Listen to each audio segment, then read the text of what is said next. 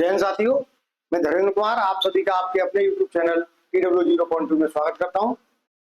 आज हम कल हमने स्वरों को कंप्लीटली समझने का प्रयास किया और मैं ये पूरे विश्वास के साथ कह सकता हूं कि जो लोग इस क्लास को देखेंगे, थ्योरी की क्लास को, स्वर वाली को, तो पूरी तरह समझ जाएंगे कि मूल स्वर कौन से हैं, उन मूल स्वरों को और क्या कहा जाता है, मूल स्वरों से बाकी स्वरों की रचना कैसे होती है, बाकी 11 स्वर उससे कैसे बने, उसके बाद कौन आगत स्वर है, जो स्वरों की बाकी रचना है वो किन संधियों के आधार पर होती है, उन्हें जिह्वा के प्रयोग के आधार पर क्या बोला जाता है, मुखाकृति के आधार पर उन्हें कैसे उनका वर्गीकरण किया जाता है और ओष्ठ के प्रयोग के आधार पर उनका वर्गीकरण किस तरह होता है। ये सारी चीजें हमने बारी बारी से बिल्कुल क्रम बाई क्रम से समझी और ये पूरा प्रयास रहा मेरा कि वो स्वर से संबंधित जितने भी आपके प्रश्न बनते हैं किसी भी एग्जाम में, चाहे वो एग्जाम कोई सा बन हो, ठीक है, वो सारे के सारे आपके डाउट क्लियर हो जाएं। और जिन साथियों के डाउट उसके बाद भी, क्लास को देखने के बाद भी क्लियर नहीं होते हैं, वो कमेंट कर सकते हैं, उनकी समस्या का समाधान अति शीघ्र कर दिया जाएगा। धन्यवाद साथियों।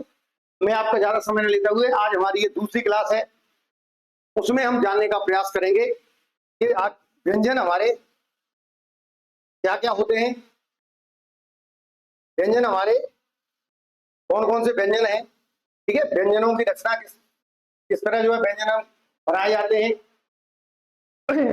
उनका वर्गीकरण किस तरह होता है, ये सारी चीजें हम आज देखने वाले हैं यहाँ से, ठीक है। तो शुरू करते हैं आज की क्लास। और आज की क्लास के बाद ये मैं विश्वास के साथ कह सकता हूं कि व्यंजन से संबंधित जितने भी प्रश्न बनते हैं क्लास आपकी प्रतियोगी परीक्षाओं, वो सभी के सभी आपके डाउट क्लियर हो जाएंगे। चलिए तो देखते हैं हम। अब देखिए व्यंजन, तो व्यंजन क्या होता है, जिनका उच्चारण स्वरों की सहायता से किया जाता है उन्हें हम व्यंजन कहते हैं, ठीक है। व्यंजनों के उच्चारण में स्वरों की हमें सहायता लेनी पड़ती है, ठीक है। यानी क्या होता है, इनका उच्चारण यानी व्यंजनों का उच्चारण स्वरों की सहायता से होता है, स्वरों की सहायता से होता है,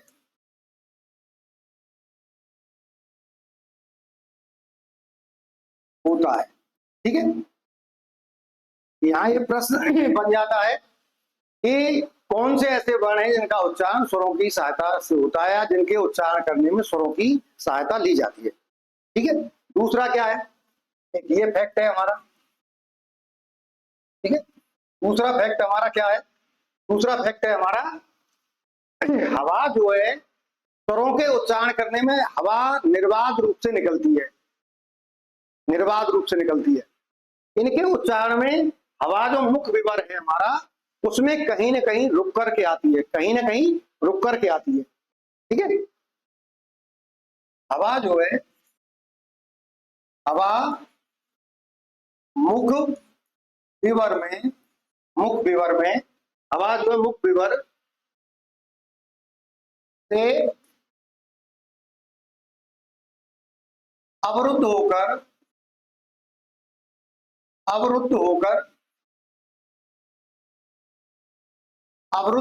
निकलती है, अवरुद्ध होकर निकलती है,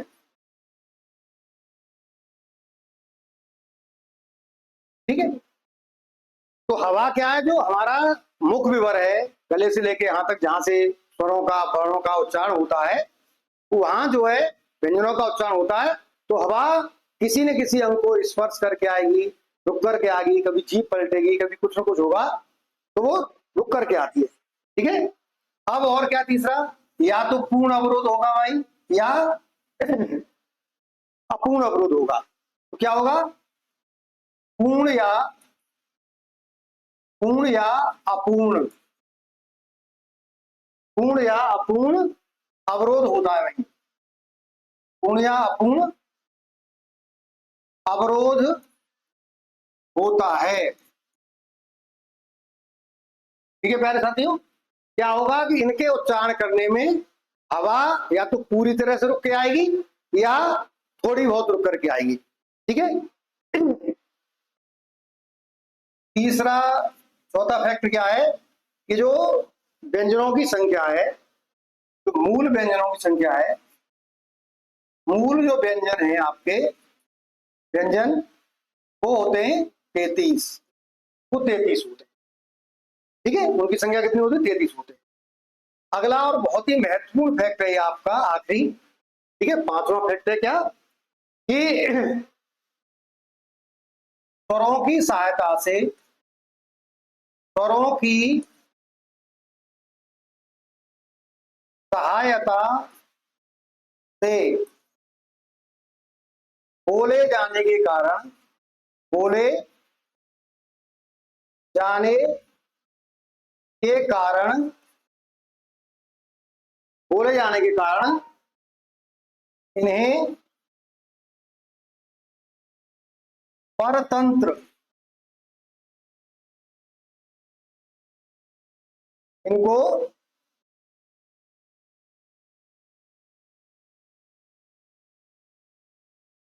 स्वरों की सहायता से बोले जाने के कारण इनको क्या कहते हैं? इनको परतंत्र, इनको परतंत्र कहते हैं।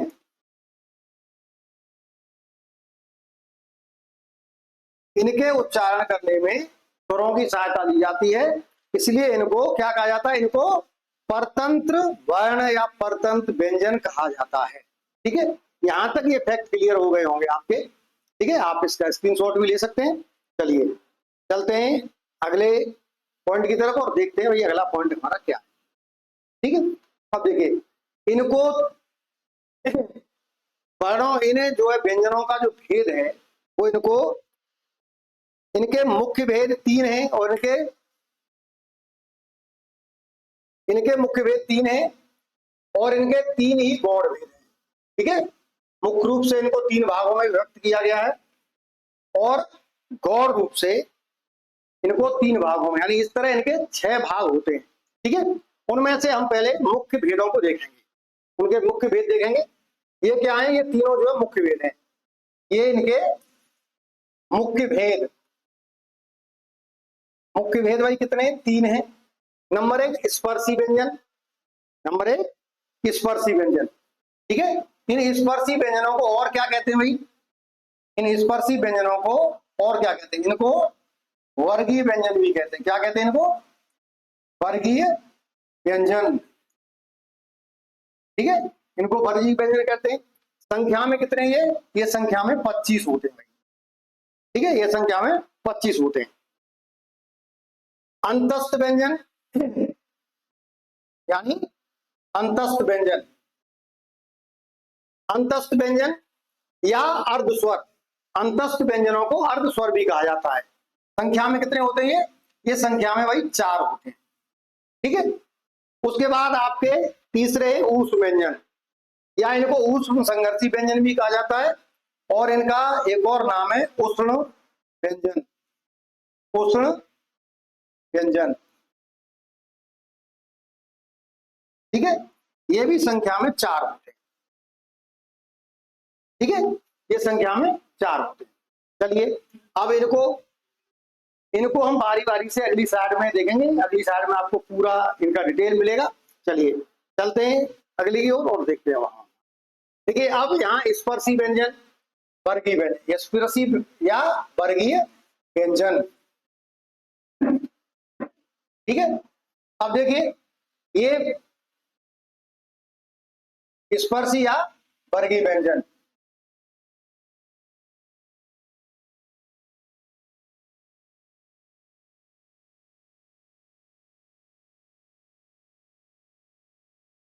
स्पर्शी या वर्गीय व्यंजन, स्पर्शी या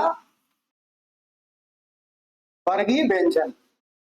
ठीक है, अब देखें ये 5 5 के हिसाब से 25 वर्ण, ये कितने वर्ण है? ये 25 वर्ण है। ठीक है, 5 5 के हिसाब से। अब उन्हें देखेंगे हम, देखते हैं हम इनको।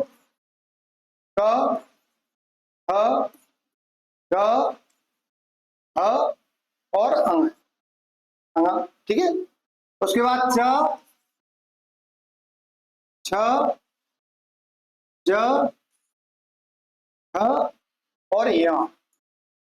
ठीक है, उसके बाद क, ह, ड, ह और अण, ट, ह, ड, ढ और न। पांचवा आपका प, ह, प, ह और म। ठीक है, ये इस तरह 25 वर्ण हैं आपके, 25 व्यंजन हैं जिनको हम वर्गीय व्यंजन या इनको स्पर्शी व्यंजन कहते हैं। ठीक है, अब देखिए इनका यही क्रम क्यों है, ये भी साइंटिफिक तरीके से है। ऐसा नहीं इनको ऐसे ही रख दिया गया, जिस तरह हमने स्वरों को कल देखा, इस स्वर में अ पहले क्यों आ रहा है उसके पीछे एक कारण है, उसके पीछे एक वैज्ञानिक कारण है। ऐसे ही यहाँ क पहले क्यों आ रहा है, इसके पीछे भी एक वैज्ञानिक कारण है। ठीक है, वो हम यहाँ समझने का प्रयास करेंगे। अब देखिए ये जो क वर्ग है वो हमारा इनको भी हम नंबर देना चाहें, ये नंबर बड़े काम के आएंगे आपके संधियों में, ये याद होना चाहिए आपको। 1, 2, 3, 4 और 5। ठीक है, ये संधियों में बड़ा काम करेंगे यदि आपको ये नंबर याद हो गए तो। ठीक है, अब देखिए इस क वर्ग का उच्चारण स्थान होता है कंठ। क्या होता है, कंठ होता है। उच्चारण स्थान क्या है भाई, क वर्ग का कंठ है, उच्चारण स्थान। तो इनको क्या बोला जाएगा, इनका इनको नाम क्या दिया जाएगा भाई, इनको नाम क्या दिया जाएगा, नाम दिया जाएगा इनको कंठ वर्ण। इनको क्या कहेंगे हम, इनको कंठ वर्ण या व्यंजन कहेंगे। ठीक है, अब क्या आ रहा है दूसरे नंबर पर, कल हमने देखा था कि किस तरह उच्चारण स्थान होते हैं। कंठ पहला होता है, उसके बाद ताल, जो हम मुंह खोलेंगे तो एक लटकता हुआ जीभ जैसा छोटा सा पतला सा जो होता है वो ताल बोला जाता है। दांतों और उस ताल के मध्य में जो खोखला भाग है उसको मूर्धा बोलते हैं, वो तीसरा स्थान है। चौथे दांत है जो हमें दिखाई देते हैं क्लियर। पांचवा जो है आपके ओठ हैं, और छठवां नासिका जिसका भी प्रयोग किया जाता है। ठीक है, जीभ का भी प्रयोग किया जाता है। तो ये मुख्य जो अंग है हमारे उच्चारण स्थान है वो हमारे कंठ, ताल, मूर्धा, दांत और ओठ है। ठीक है, गौड़ जो स्थान है वो नासिका है, और जीभ का प्रयोग प्रत्येक में होता है। जीभ के बिना प्रयोग के पॉसिबल नहीं है किसी भी वर्ण का उच्चारण करना। ठीक है, चलिए अब हम देखते हैं। तो उच्च वर्ग हमारा दूसरे नंबर पर आ रहा है, तो उच्चारण स्थान का क्या होगा, ताल होगा भाई। उच्चारण स्थान क्या हो जाएगा, ताल हो जाएगा। ठीक है, इसको बोला क्या जाएगा, इसको तालव्य, तालव्य वर्ण बोला जाएगा। ठीक है, अब ट वर्ग है हमारा, तो इसका उच्चारण स्थान क्या हो जाएगा, उच्चारण स्थान हो जाएगा इसका मूर्धा। ठीक है, और क्या बोला जाएगा इसको, इसको मूर्धन्य, इसको मूर्धन्य वर्ण बोला जाएगा। ठीक है, ट वर्ग है, उच्चारण स्थान क्या हो जाएगा, दांत हो जाएगा भाई, उच्चारण स्थान दांत हो जाएगा। क्या बोला जाएगा इसको, दंत्य वर्ण बोला जाएगा। क्या बोला जाएगा, दंत्य वर्ण बोला जाएगा। ठीक है, प वर्ग का उच्चारण स्थान क्या है, ऊंट है भाई, ऊंट है। ठीक है, क्या बोला जाएगा, इसको ओष्ठ्य वर्ण बोला जाएगा। क्या बोला जाएगा, ओष्ठ्य वर्ण। ठीक है, अब और कुछ यहाँ फैक्ट हैं उनको हम यहाँ देख लेते हैं। ठीक है, ये हमारा है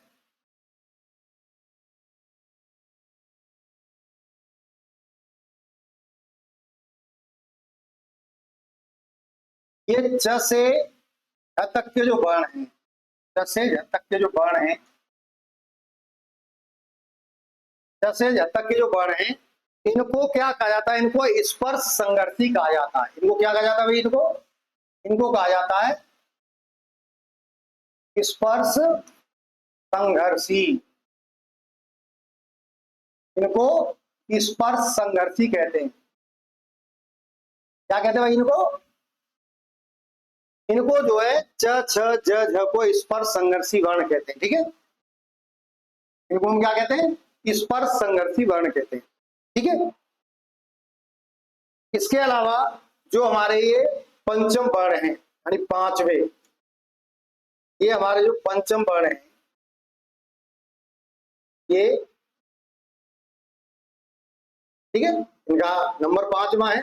तो इनको क्या कहा जाता है? इनको भाई कहा जाता है, इनको क्या कहते हैं? इनको अनुनासिक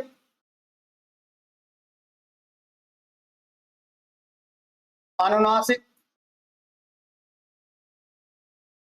इनको अनुनासिक और इनको अनुनासिक या नासिक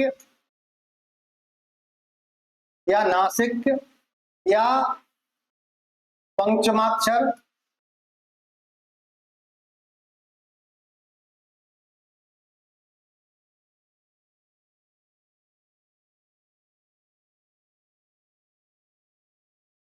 या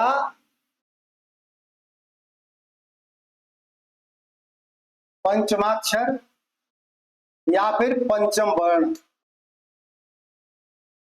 पंचम वर्ण बोला जाता है। जो पांचवें वर्ण है य, य, र, न, म, य, र, न, म, इनको जो है अनुनासिक या नासिक या पंचमाक्षर या पंचम वर्ण बोला जाता है। ठीक है, मैं समझता हूं यहां तक ये चीजें क्लियर होंगी। चलिए चलते हैं अगले की तरफ और देखते हुए अगला क्या है, आप इसका स्क्रीनशॉट ले सकते हैं। चलिए चलते हैं अगले की तरफ और देखते हुए। इसके बाद दूसरे नंबर पर है हमारे कौन से? दूसरे नंबर पर हमारे अंतस्थ वर्ण है भाई। ठीक है, ये थोड़ा मिस्टेक हो गया तो मैं यहां लिख देता हूं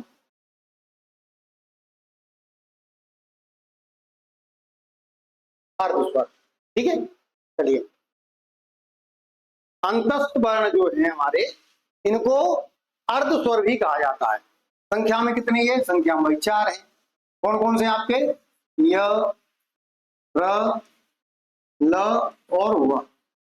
ठीक है, इनको अर्धस्वर क्यों कहा जाता है? क्योंकि इनकी रचना, क्योंकि इनको अर्धस्वर क्यों कहते हैं? इनको अर्धस्वर भाई इसलिए कहते हैं, इनकी रचना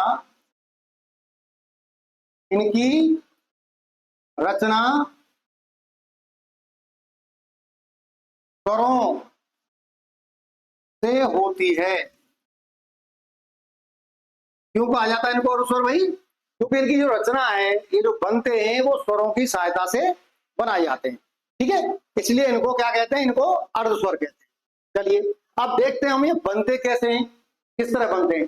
जैसे हमने कल देखा कि हमारे मूल स्वर 4 हैं हिंदी में, अ, ए, ओ और रे आपकी, उनसे बाकी के 11 स्वरों को बनाया जाता है। ठीक ऐसे ही ये उस तरह बनते हैं, मिलके बनते हैं, एक दूसरे से मिलकर इनको बनाया जाता है।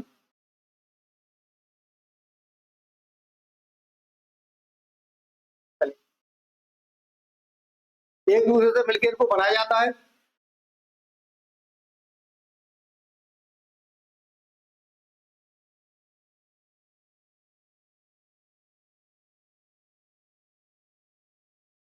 एक दूसरे से मिलकर इनको बनाया जाता है और आपस में एक दूसरे से मिलेंगे और इनकी रचना कर देते हैं। ठीक है, अब देख लेते हैं हम इनको। हमारा यह कैसे बनता है? यह की रचना कैसे होती है? तो यह की रचना हम देखेंगे तो यह हमारा बनता है ए प्लस अ से। ठीक है, उसी तरह हमारा र बनता है, र जो हमारा बनता है वो बनता है हमारा रे प्लस अ से बनता है। ठीक है, अब हमारा ल कैसे बनता है? तो ल हमारा जो बनता है वो बनता है रे प्लस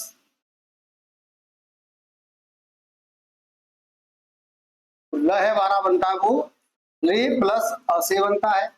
और हमारा जो व है उसकी रचना होती है वही ओ प्लस अ से होती है। यानी कहने का मतलब है हमारी जो ए है वो य में कन्वर्ट हो जाती है, हलंत लगा देंगे, यहाँ हलंत नहीं है तो अ इसलिए यहाँ जुड़ा हुआ। ठीक है, यानी होती इनकी रचना ऐसे ही है, ए आगे आना चाहिए, उसके बाद कोई भी स्वर आएगा तो उसकी मात्रा उधर लग जाएगी। ठीक है, इसे हम और संधियों में समझ लेंगे, यहाँ भी समझ लेंगे, ज्यादा अच्छा रहेगा हमारे लिए। ठीक है, ए हमारी य में कन्वर्ट होगी, यानी स्वर रहित य में कन्वर्ट होती है। ठीक है, ऐसे ही रिद हमारा स्वर रहित र में कन्वर्ट होता है। ले हमारा स्वर रहित ल में कन्वर्ट होता है और वो हमारा स्वर रहित व में कन्वर्ट होता है, बदल जाता है। ठीक है, अब यहाँ पीछे अ जुड़ा हुआ है तो इसको पूरा कर दिया गया, पूरा लिख दिया गया। ठीक है, यहां तक समझ रहा हूं मैं, ये चीजें क्लियर होंगी आपकी। अब देखिए, अब इनमें अंतस्थ वर्णों में दो आपके पूर्ण अर्ध स्वर हैं। ये क्या है? दो आपके पूर्ण अर्ध स्वर हैं भाई। अब कौन कौन से पूर्ण अर्ध स्वर हैं उनकी बात करते हैं हम। पूर्ण अर्ध स्वर, वो आपके पूर्ण अर्ध स्वर हैं, वो आपके य और वह पूर्ण अर्ध स्वर हैं। कौन से हैं? य तथा वह, ये आपके पूर्ण अर्ध स्वर हैं। ठीक है, ये आपके पूर्ण अर्ध स्वर हैं। अब जो आपका र है, र, उसको क्या कहा जाता है? जो र है आपका, उसको प्रकंपित, उसको प्रकंपित या लुंठित या लुंठित या कंपनजात, कंपनजात वर्ण कहा जाता है। ठीक है, उसको क्या? कंपनजात कहा जाता है। अब प्रकंपित का मतलब क्या है? कि जीभ उसमें कांपती है। कंपनजात का मतलब वही है कि जीभ कांप रही है। अब लुंठित एक नई चीज है आपके लिए, तो उसे लुंठित क्यों कहा जाता है? लुंठित क्यों कहा जाता है? क्योंकि जीव का आगे का जो भाग है, आगे का भाग मुड़ जाता है, आगे का भाग मुड़ता है, आगे का भाग मुड़ता है, इसलिए इसको लुंठित वर्ण कहा जाता है। ठीक है, मैं समझता हूं अंतस्थ वर्णों में जो चीजें हैं वो यहाँ आपकी क्लियर हो गई होंगी। और जिस किसी मेरे भाई बहन की कोई भी समस्या इसके बाद भी रहती है, वो चीजें आप हमें कमेंट बॉक्स में जाकर के लिखेंगे और आपका यथाशीघ्र समाधान कर दिया जाएगा। ठीक है, चलिए अब हम बात करते हैं ऊष्मवर्ण की। ठीक है, ऊष्मवर्ण, या उनको ऊष्मसंघर्षी कहते हैं, या उनको उष्ण, और क्या कहते हैं उनको, और क्या नाम देते हैं भाई? और उनको हम नाम देते हैं क्या? उनको हम नाम देते हैं क्या? उष्ण वर्ण का।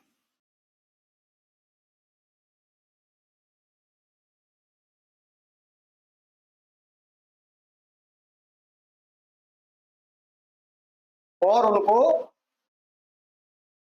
उष्ण वर्ण भी कहा जाता है। अब इनको ऊष्म वर्ण क्यों कहते हैं? ऊष्म, इनकी संख्या क्या है? इनकी संख्या भी क्या है भाई? इनकी संख्या भी 4 है। ठीक है, अब 4 है, कौन कौन से ये वो देखेंगे हम।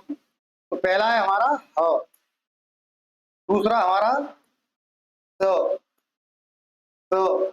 और स, यानी तीनों स इसके अंतर्गत आते हैं। अब आपको लग रहा होगा मैंने आपको आगे लिख दिया जाएगा, पीछे लिखा जाता है। उसके पीछे भी एक कारण है आपको आगे लिखने का। जिस तरह मैंने स्वरों में ऋ को ई के बाद लिखा, जबकि जो भी हम वर्णमाला की बुक पढ़ते हैं उसमें आपकी ऋ उसे बाद में आती है, जबकि उच्चारण उसका तीसरे नंबर पर होता है। उसका उच्चारण स्थान जो है मूर्धा वो तीसरे नंबर पर है और उसको डाला हुआ है चौथे नंबर पर। तो मैं मानता हूं वो चूक है। और यदि आप संस्कृत की वर्णमाला देखेंगे तो उसमें ऋ को तीसरे नंबर पर रखा हुआ है। हमारी जो वर्णमाला हिंदी की है वो संस्कृत की वर्णमाला से ली गई है। ठीक है, तो वहां थोड़ी सी मिस्टेक मैं मानता हूं हो गई है विद्वानों से। चलिए, ऐसे ही यहाँ स्थिति है कि ह का उच्चारण स्थान है वो कंठ है। ह का उच्चारण स्थान क्या है? कंठ। इसको हम नंबर देना चाहें तो ये 1 नंबर, ये ताल से बोला था 2 नंबर हो गया, ये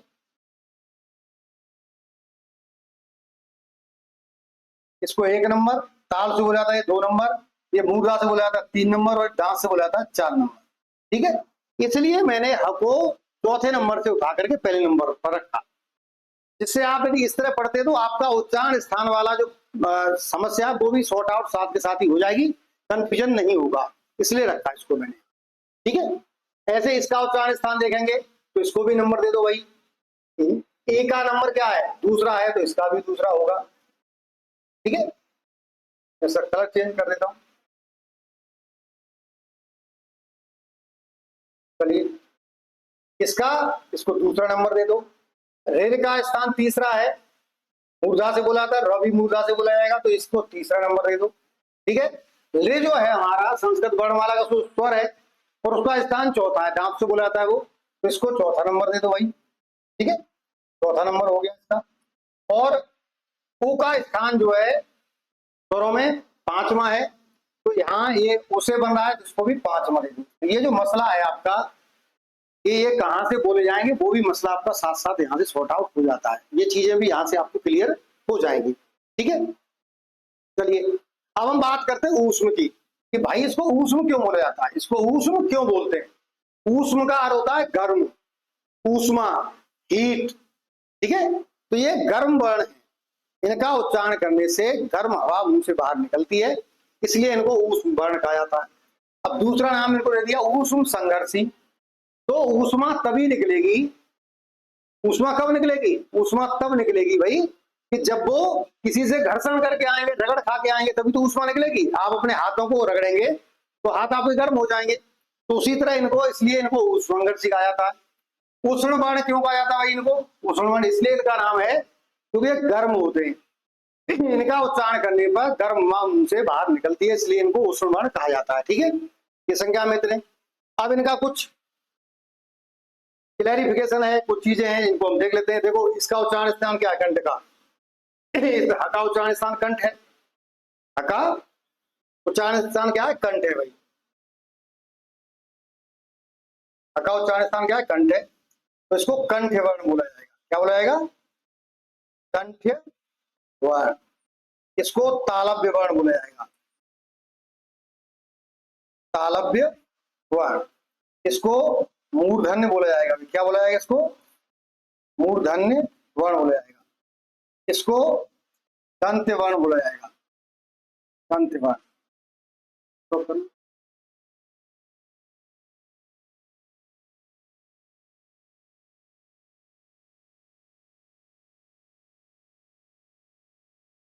तो ल जो हमारा वर्ण है, ल, ये जो ल हमारा वर्ण है, इसको पार्श्विक वर्ण कहा जाता है। क्या कहा जाता है इसको,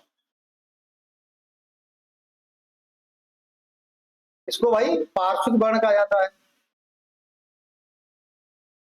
तो हम बोलते हैं क्या, पार्श्विक वर्ण,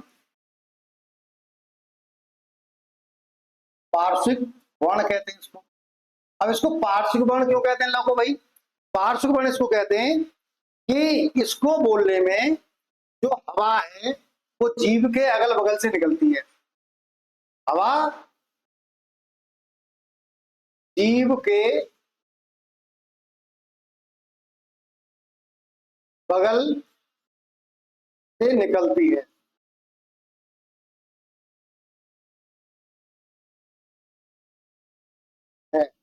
इसलिए इसको पार्श्विक वर्ण बोला जाता है। इसको इसलिए क्या कहा जाता है, इसको इसलिए पार्श्विक वर्ण कहते हैं। हवा जो है जीभ के अगल बगल से निकलती है।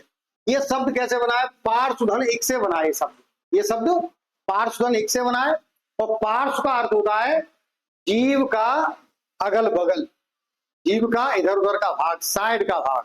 ठीक है, अब देखिए हमारा जो कंठ है, जो हमारा है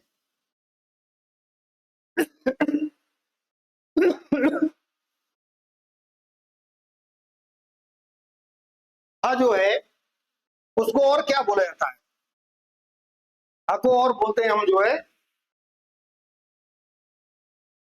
स्वर यंत्रमुखी, स्वर यंत्र मुखी बोला जाता है इसको, इसको स्वर यंत्र मुखी बोलते हैं। और एक और इसका नाम है दूसरा काकल्य, क्या नाम है इसको, काकल्य वर्ण भी बोलते हैं, स्वर यंत्र मुखी और इसको काकल बोलते हैं। अब स्वर यंत्र मुखी क्यों बोलते हैं इसको, क्योंकि इसका उच्चारण कंठ से होता है, उच्चारण कंठ से होने के कारण, कंठ से इसका उच्चारण होता है, इसलिए इसको कंठ द्वारा बना है, ये बना है, इसलिए इसको स्वर यंत्रमुखी बोलते हैं। काकल क्यों बोलते हैं, काकल जो शब्द है वो कुकुर से बना, किससे बना है, वो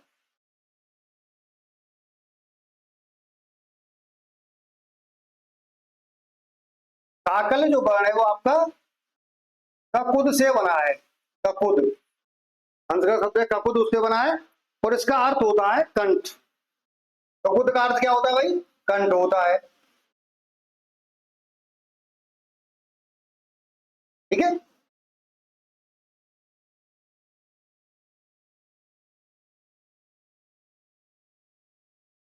क्या अर्थ होता है इसका? कंठ होता है। ककुद का अर्थ होता है कंठ। ठीक है, इसलिए को इसको काकट। हा को क्या क्या बोलते हैं? स्वर यंत्रमुखी बोलते हैं। स्वर यंत्रमुखी क्यों बोलते हैं? क्योंकि ये कंठ द्वारा बना हुआ शब्द है, इसलिए बना हुआ वर्ण है, इसलिए इसको काकल वर्ण भी बोलते हैं। क्यों बोलते हैं?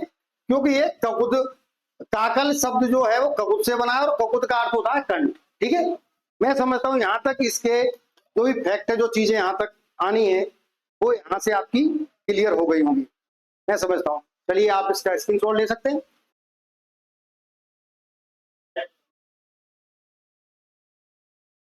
देखते हैं हम अगला फैक्ट क्या है भाई हमारा। अब इसके बाद आपके गौड़ भेद हो जाते हैं। गौड़ भेद, ये तीन भेद थे आपके, यानी स्पर्श या वर्गीय वर्ण।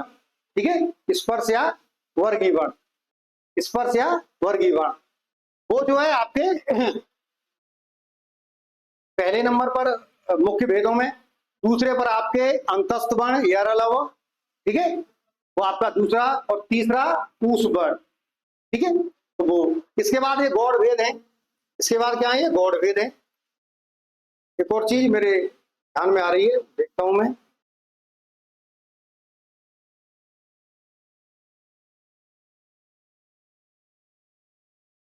चलिए लिख जाएगा यहाँ। देखिए, ये जो आपके पहला अक्षर यानी वर्ग का जो प्रथम वर्ण है, यानी आपका, कलर चेंज करता हूँ। चलिए, यानी आपका वर्ग का पहला वर्ण क, च, ट, क और प, इनको इनको उदित वर्ण बोला जाता है। इनको क्या बोला जाता है? इन पांचों को उदित वर्ण कहते हैं। क्या कहते हैं इनको?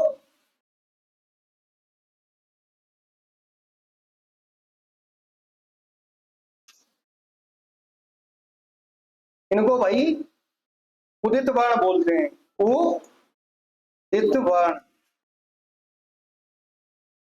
ठीक है, इनको उदित वर्ण कहा जाता है। क च ट त प को उदित वर्ण कहा जाता है।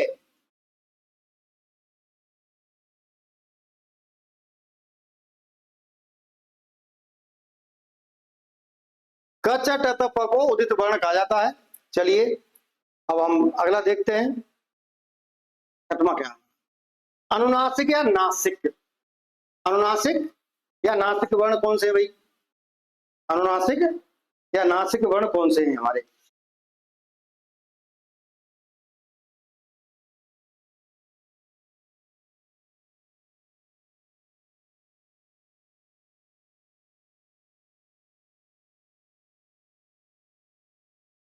चलिए, तो अनुनासिक या जो नासिक वर्ण है वो संख्या में 5 है भाई। कितने हैं वो? 5 हैं। कौन कौन से हैं वो आप देखेंगे।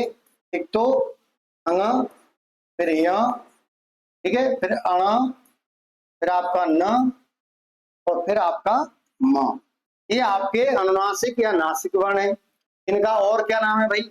और इनको क्या कहते हैं? इनको पंचमाक्षर कहते हैं। पंचमाक्षर कहते हैं इनको। और क्या कहते हैं भाई इनको? इनको पंचम वर्ण भी बोलते हैं। पंचम वर्ण। ठीक है, इनमें से कुछ भी पूछता है आपसे, अनुनासिक पूछता है तो ये 5 हो, नासिक पूछता है तो ये 5 हो, या एक पूछेगा, 2 पूछेगा, जो भी पूछता है ये 5 ही है। पंचमाक्षर पूछता है तो भी ये, और पंचम वर्ण पूछता है तब भी यही है। ठीक है, चलिए और क्या क्या चीजें हैं वो हम देख लेते हैं।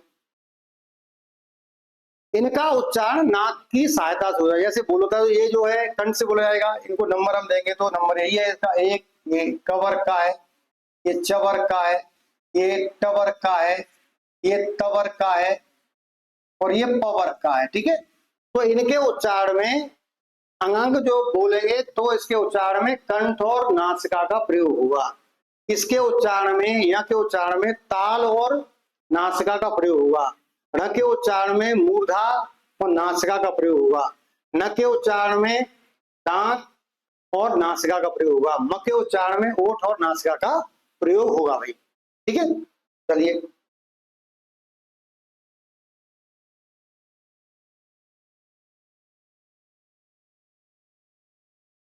चलिए भाई। अब हमारा एक दूसरा भेद है यहाँ जो है इसका संयुक्त वर्ण। संयुक्त वर्ण संख्या में जो हमारी मानक वर्णमाला है उसमें 4 को माना गया है। कितनी संख्या है इनकी? इनकी संख्या 4 है भाई। कौन कौन से ये आपके च, त्र, ज्ञ और स्र, ये आपके 4 वर्ण है। ठीक है, ये संयुक्त वर्ण है। ये 2 व्यंजनों के योग से बने हुए हैं। कौन कौन से योग से बने हुए वो आप देखेंगे। यहाँ 3 है, इनको मैं हलंत कर दूंगा तो 2 रह जाएंगे। स्वर की सहायता के बिना बोले नहीं जा सकते। ठीक है, अब देखिए कैसे बने ये। छतरी वाला आपका छ है वो बनता आपका क प्लस षटकोण वाला स प्लस अ से बनता है। ठीक है, फिर आपका कैसे बनता है वो देख लीजिए। फिर आपका कैसे बनता है, उत्तर है आपका वो बनता है आपका क प्लस र प्लस अ से बनता है। ठीक है, इसके बाद आपका जो ज्य है, ज्य कैसे बनता है तो ये ज प्लस य प्लस अ से बनता है आपका। और दूसरा है ये आपका क प्लस र प्लस अ से बनता है। ठीक है, अब इनके उच्चारण की बात करेंगे तो उच्चारण की स्थिति वही रहेगी, कंठ और मूर्धा। ठीक है, दांत और मूर्धा। यहां उच्चारण आपका रहेगा ताल से रहेगा क्योंकि दोनों ये ताल वर्ण है। ठीक है, सम्य कंठ का तो प्रयोग हो ही रहा है। उसके बाद ये ताल और मूर्धा। ठीक है, यहां तक मैं समझता हूं कोई समस्या नहीं होगी। चलिए देखते हैं हम अगला और आखिरी। चलिए अब ये उच्छिप्त, द्विगुण और संकर और विकसित वर्ण कौन से भाई? तो ये आपके संख्या में 2 हैं और कौन कौन से हैं वो हम देखेंगे। एक तो आपका ड, दूसरा आपका ढ। ठीक है, जो गाड़ी में प्रयोग होता है और जो पढ़ने में प्रयोग होता है ये जो है उच्छिप्त व्यंजन है। उच्छिप्त व्यंजन है, द्विगुण है। द्विगुण क्यों है ये? क्योंकि इनमें 2 लिपियों का प्रयोग हो रहा है, देवनागरी लिपि और आपकी फारसी लिपि का प्रयोग हो रहा है इनमें। ठीक है, इसलिए ये द्विगुण है। संकर क्यों कहा जा रहा है? क्योंकि 2 लिपियों या 2 भाषाओं। देखिए प्रश्न वो कुछ भी पूछ सकता है, वैसे ऑथेंटिक बात है लिपि। ये लिपि के चिन्ह है, भाषा के नहीं है। किसी भाषा में कोई चिन्ह नहीं होता, लिपियों में चिन्ह होते हैं। ठीक है, लेकिन मैं कुछ नहीं कर सकता उसमें। प्रश्न वो पूछेगा कि 2 भाषाओं से कौन से वर्ण बने भाई। अब आप कहेंगे सर आपने तो लिपि पढ़ाया था और यहाँ भाषा आ रहा है तो गड़बड़ हो गया मामला। तो आप दोनों चीजों को समझिए। ठीक है, 2 लिपियों के योग से बनना है ये सही रूप से, तो लेकिन वो भाषा दे दे तो भाषा भी मान लीजिए आप। ठीक है, तो इसमें आपकी हिंदी और हिंदी और आपकी फारसी भाषा, चाहे वो अरबी दे दे फारसी दे दे एक ही बात है। कोई नहीं, वो भाषाएं इतनी मिली हुई है कि दोनों में अंतर करना इतना आसान नहीं है। ठीक है, और जो विद्वान बैठे हुए हैं एग्जाम सेट करने वाले वो ज्यादा विद्वान है, तो वो चाहे वो उनकी मर्जी है, वो कभी अरबी रखे फारसी रखे कुछ भी रखे, वैसे दोनों ही रखते हैं वो। चलिए लिपि फारसी है। ठीक है, संकर क्यों कहा जाता है? 2 भाषाओं या 2 लिपियों के योग से बनाए गए इसलिए संकर कहा जाता है इनको। विकसित क्योंकि इनका विकास किया गया। क्या किया गया? इनका इनका विकास किया गया भाई, इनको इसलिए विकसित वर्ण कहते हैं। ठीक है, अब कुछ फैक्ट हैं इनके वो हम जान लेते हैं। क्यों उच्छिप्त क्यों कहते हैं इनको? तो उच्छिप्त इसलिए कहते हैं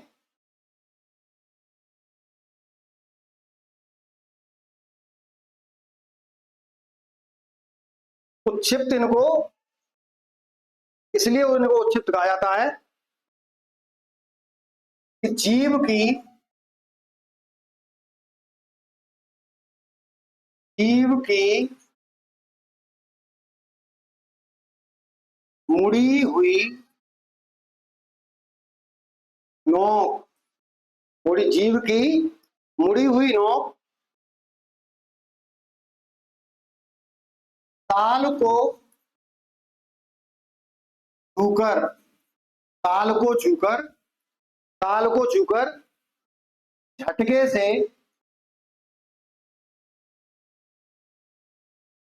झटके से हट जाती है, हट जाती है, इसलिए इसको उच्छिप्त वर्ण कहा जाता है। ठीक है, अब द्विगुण क्यों कहते हैं इसको, द्विगुण क्यों कहते हैं भाई, द्विगुण इसलिए कहते हैं क्योंकि इसमें हिंदी तथा फारसी, ठीक है, मैंने नया वर्णमाला लिखा है ना भाषा लिखा है, आप दोनों मान लीजिए, वो प्रश्न जैसे पूछे उसको जवाब उसी तरह दीजिए। यदि वो पूछता है कि हिंदी लिपि का प्रयोग हो रहा है तो आप लिपि मान लो, और भाषा का प्रयोग हो रहा है तो भाषा मान लो। ठीक है, हिंदी तथा फारसी, हिंदी तथा फारसी के गुण है भाई इनमें, ये माने दो होता है, फारसी के गुण है भाई इनमें, हिंदी और फारसी के गुण है, इसलिए इनको द्विगुण कहा जाता है। ठीक है, तीसरा इनका नाम है संकर। भैया संकर क्यों कहते हैं इनको, इनको संकर क्यों कहते हैं, संकर इनको इसलिए कहते हैं कि दो भाषाओं के योग से बने हैं, तो भाषाओं, ठीक है, क्वेश्चन लेता हूं लिपि, लिपियों, दो भाषाओं तथा लिपियों के योग से बने हैं, तो भाषाओं और लिपियों के योग से बने हैं भाई, बने हैं, इसलिए इनको द्विगुण संकर कहा जाता है। अब इनको विकसित क्यों कहा जाता है भाई, विकसित क्यों कहा जाता है,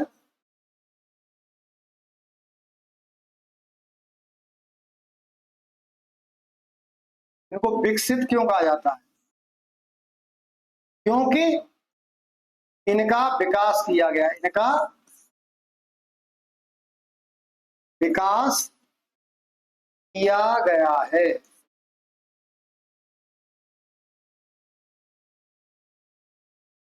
इनका विकास किया गया। अब देखो ये जो बिंदी लगी हुई है ये फारसी लिपि का नुक्ता है, ये जो बिंदी लगी हुई है इनके पीछे, जैसे ये और ये जो बिंदी लगी हुई है ये क्या है, ये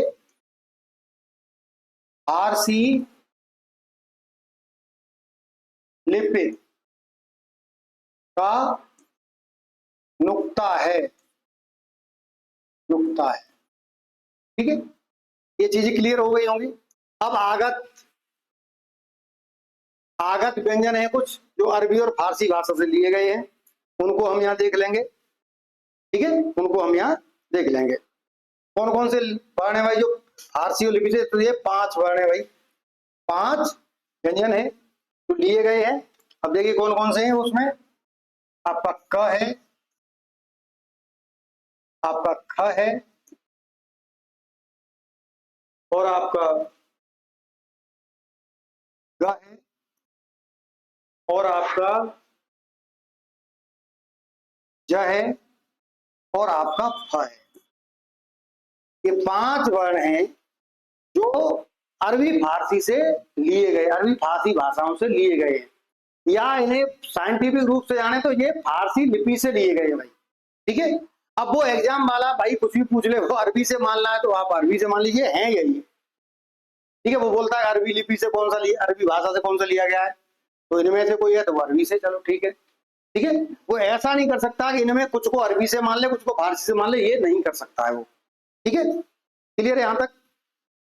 ये जो चिन्ह लगे हुए हैं, ये जो सभी चिन्ह है आपके,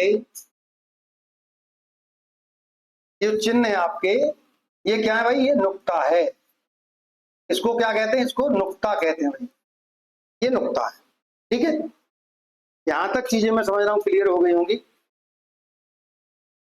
पीछे एक और फैक्ट नजर आ रहा है, मैं उसको देखता हूँ उसे लिखने की जगह है या कहीं नहीं है। चलिए, ऊस माले में लिख जाएगा, कोई नहीं। ये जो ऊस माने हैं, इनके उच्चारण में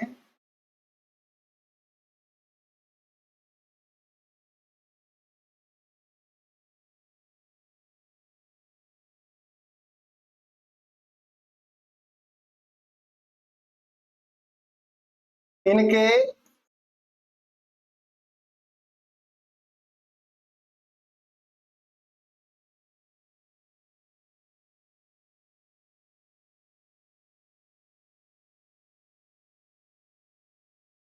उच्चारण में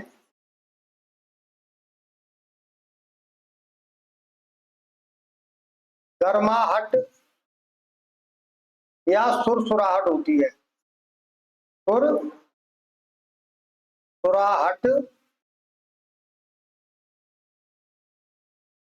गर्माहट या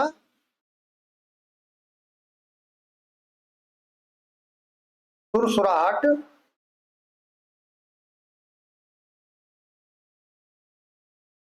होती है भाई। ठीक है, इनके उच्चारण में क्या होता है?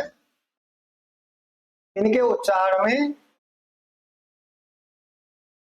गर्माहट या सुरसुराहट होती है। किनके उच्चारण में? इनके में। ठीक है, इनके उच्चारण में गर्माहट या सुरसुराहट होती है। चलिए,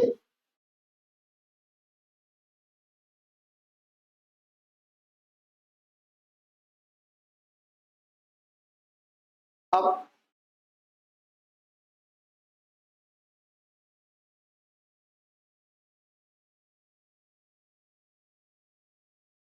चलिए,